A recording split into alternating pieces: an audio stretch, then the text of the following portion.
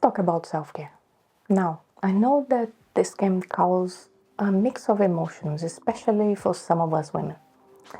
We are told to take care of ourselves, but when we actually do, there is some nagging feeling, a guilt that creeps in, right? It's like a voice in the back of our mind saying, are you sure you should be doing this? Shouldn't you be taking care of someone else right now? So today I really want to talk about the complex emotions surrounding self-care, especially the guilt that often comes with it. And before I go any further, let me just be clear. This isn't really about pointing fingers or placing blame. It's about understanding where those feelings come from and how can we start to redefine self-care as something that isn't a luxury but a necessity. You see, I grew up in a highly patriarchal society. At the time when my country was still emerging from a military regime, and that was tough. Back then, women were expected to be a constant givers, never having any needs on their own, just existing to serve and look after others. Not that anyone would ever admit this, but in practice, was what was happening, really. And as I grew up, this expectation was ingrained in me, and I didn't even question until much later in my life. So when I turned 30, I decided to leave my home country, and because I needed to break away from a toxic and abusive environment. It was a move that, for me, was an essential act of self-care. But this is the irony. Some of my older family members who were in a much better circumstance than me judged me for leaving. They saw me as selfish, as if I was abandoning them, even though they never offered support when I needed the most. Isn't it strange how those who never wanted to get involved in my struggles suddenly had opinions when I decided to prioritize my well-being?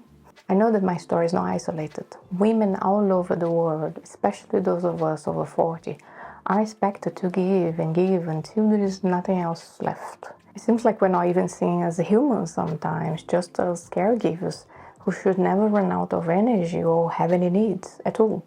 And what happens when we finally start to reclaim a bit of space for ourselves? We're often met with judgment from others and also from within. We internalize society's expectations so deeply that we start to believe that we are only worthy if we are constantly helping others, even at the expense of our own well-being. I have been there. No wonder so many of us spend years working through unprocessed anger and resentment. It's like we have been programmed to serve to the point of depletion.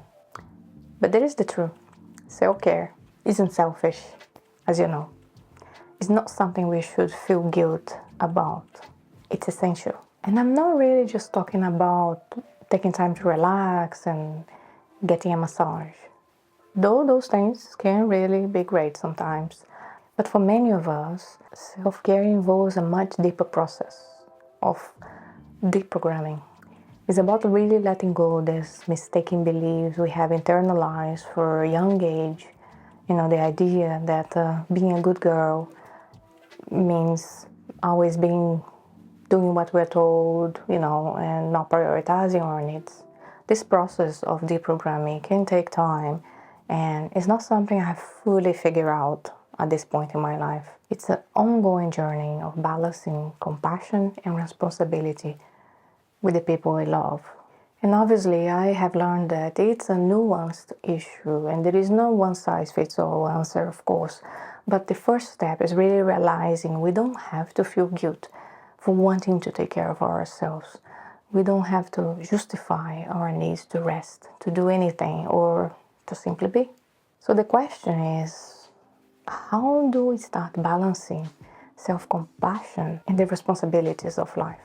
My take is to begin with recognizing that we are inherently worth it regardless whether we have helped someone today or not. It's about challenging society's conditioning that teaches us to put everyone else first and instead embracing the idea that our well-being matters too. I really would like to hear your thoughts on this. Have you ever struggled with the guilt of self-care? And if you did, how do you navigate balancing between compassion, self-compassion, and responsibility? Please let me know. I would really appreciate. And if anyone say that you're selfish because you're looking after yourself, just tell them, oh, you're just jealous.